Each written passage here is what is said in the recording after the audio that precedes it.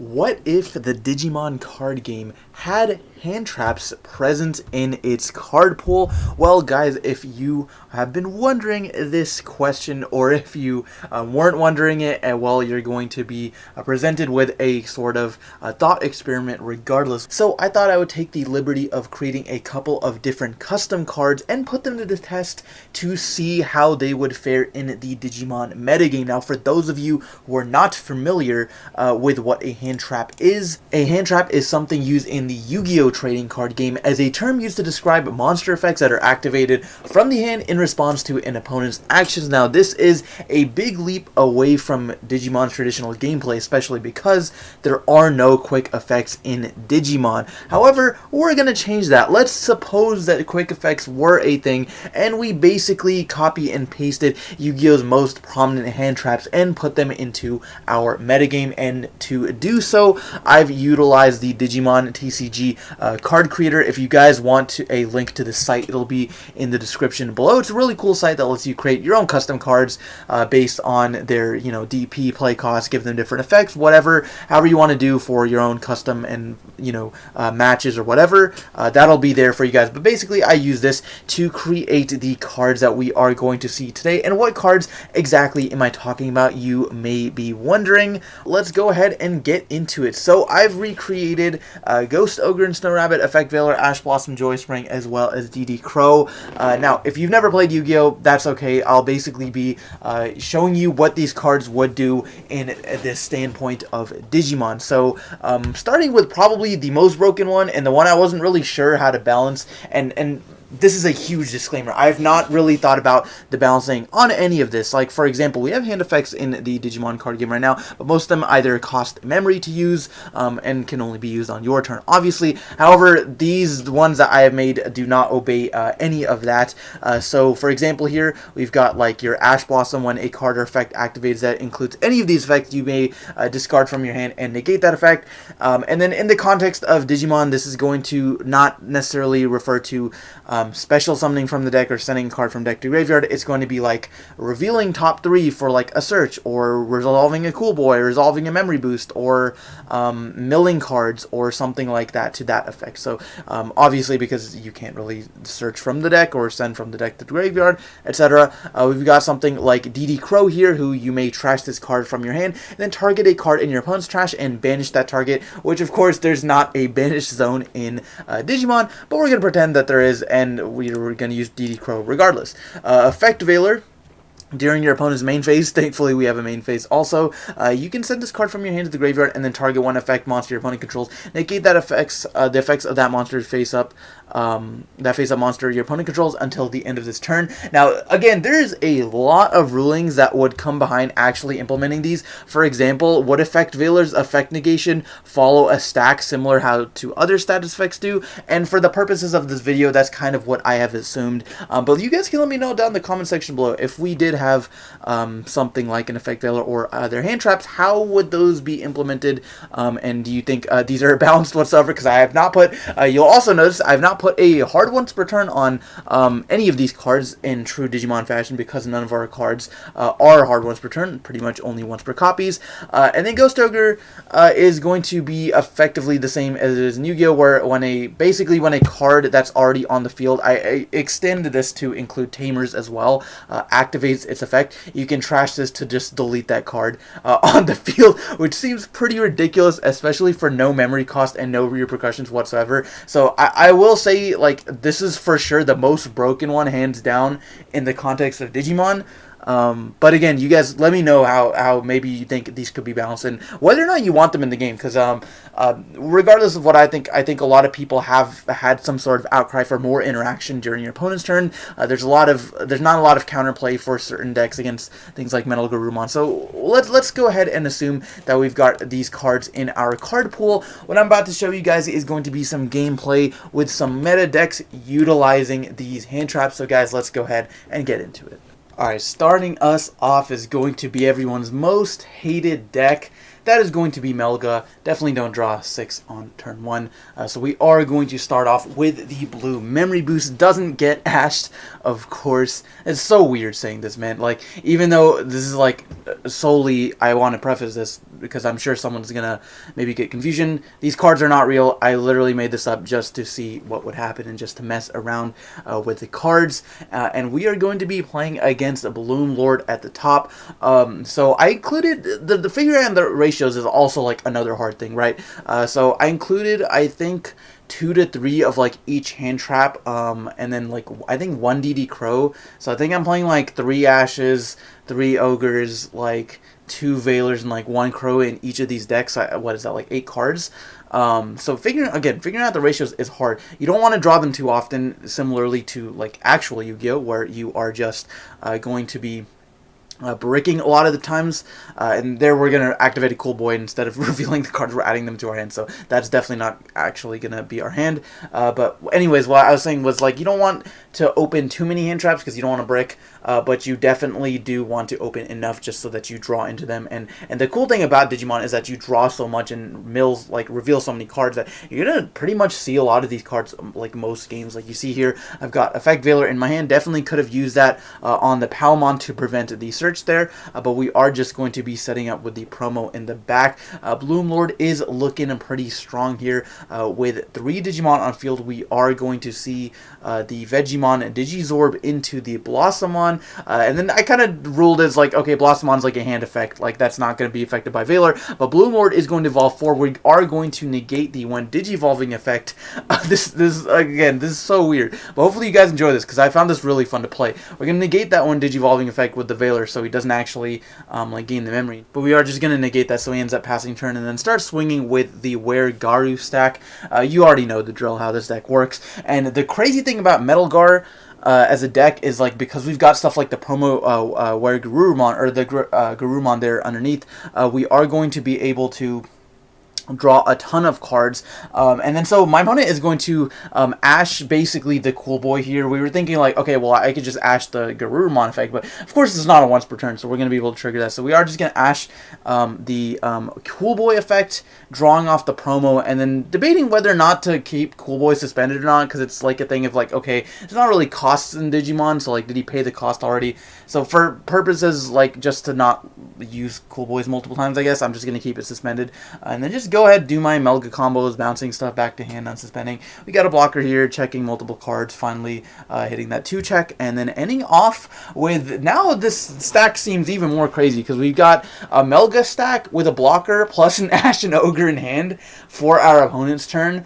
It's pretty crazy stuff, like being able to utilize your draw engines and now drawing into cards that you can just activate from hand like whenever is even crazier, right? Like, especially because I made them like no play cost, or the effect costs like nothing to use. So maybe if we want to balance this, like make like Ash cost like 2, Ogre cost like 5 or something, because it actually kills something. So that might be kind of crazy. So we are going to swing with the Melga, and then we're going to see a Veiler hit down on the Melga, negating the draw, the DP boost, as well as the sec attack, because we are going to rule this as like, okay, well, those inherited effects are the effect of the Digimon. So if Melga is negated, therefore all of its other effects are negated, so can't use X antibody, can't use battle protection, whatever. So of course Veiler is going to be really good in that sense, and then Davis is going to get ashed, so we're not going to see the +1 off the Davis. So this is really fun to play. If you guys want to try it out, I would highly recommend it. It's kind of comedy, especially if you're a fan of Yu-Gi-Oh as well. We are going to see the Ayatar attempt to trigger, and then we're going to chain Ghost Ogre to that. And going in line, again, with Digimon rulings, if something moves places from when it's triggered, you don't get to resolve the effect. For example, if you're, like, resolving an Eismon, and then, like, you, like, calling from darkness it, and then add back the Eismon, you don't get the draw effect. So in this scenario where Ayatarmon tries to trigger the effect, but then it is deleted, it is now in the trash, so then it wouldn't be able to resolve that sort of effect. So we are just going to end up scooping to the Bloom Lord after that, interaction. And so the second kind of matchup I want to show is the most toxic deck. Well, what can we do if we added hand traps to security control. Because, guys, like, okay, yeah, hand traps, cool idea, but what if we give the most toxic deck in the format these even more annoying cards to deal with? So, Melga is going to go first, making a pretty good stack with the Gabu, Gabu X, as well as Garuru, Simple Salamon, plus Kari. We do have the Ash in hand, Death X to answer some fields. We are going to see Gabumon played for 3, and then just Ash, our opponent's search, not being able to reveal top 3. And then just passing turn with a Holy Wave. But as you can kind of see, the problem then becomes with SecCon specifically. Like, okay, yeah, it's even more broken now that they get to play during your turn as well and have hand effects. But then the problem becomes they have very, very little draw power. So they're using up a lot of their hands. Those hands, those slots could have been used for like option cards, for healing stuff, whatever. But instead they're dedicated to hand traps, which we won't be able to utilize more than like once to twice a turn. So we're going to see Davis grabbing some stuff there, bottom decking a hand trap. And by the way, I did make all the hand traps white just to make them, I guess, as less abusable as possible in like whatever decks. Like, I guess you could say, okay, Ash should be like a red card and Valor maybe blue, DD Crow purple, whatever. I just made them all white so that you can like evolve over them. You can like do other shenanigans. They're literally just there to be like trashed from hand. Okay, so we are going to pass the turn with Magna Anja, see the blue memory boost, etc. Setting up in the back with a Melga stack. And then hitting the promo where Garurumon there, putting me to 2. Drawing a Valor, really nice stuff. And we do have a pretty sick combo here. We are going to swing with the Magna Anjumon, Digivolve Junomon, and Junomon says you get to trash top 3 cards of your deck, and then add any Digimon back from trash. So we're going to add Ash Blossom back to have 3 interruptions for our opponent's turn. Pretty cool stuff. And so our opponent is going to move out. He knows we have the Ash, but I guess he doesn't know about the Ogre. So in this scenario, again, Ogre probably a little bit too broken for Digimon, because we can just like, okay, he's going to activate the effect on field to unsuspend, so we're just going to discard Ogre to kill his whole stack. It seems like a little bit broken. Again, maybe if it was like a really high cost, like, and then like they got to hatch another egg or something, like, okay, like now it makes sense because he can basically make another stack again. And then so we're going to go ahead and start at 6, just swinging with the Junomon. Really in a good position here with some more interruptions. Kari's going to be played for 3, and then probably just like Chaos Deck the promo. And another thing was using Calling from Darkness also. Like if I made DD Crow purple, for example, you could like add back 2 of them from your trash with Calling from Darkness. I guess it is at 1 now, so it's like a little bit less likely. But even then, I just wanted to like try to at least attempt to make it somewhat balanced, as unbalanced as it already is. So anyways, guys, we are going to see another memory boost, another Davis, or I guess another Cool Boy rather, Davis as well.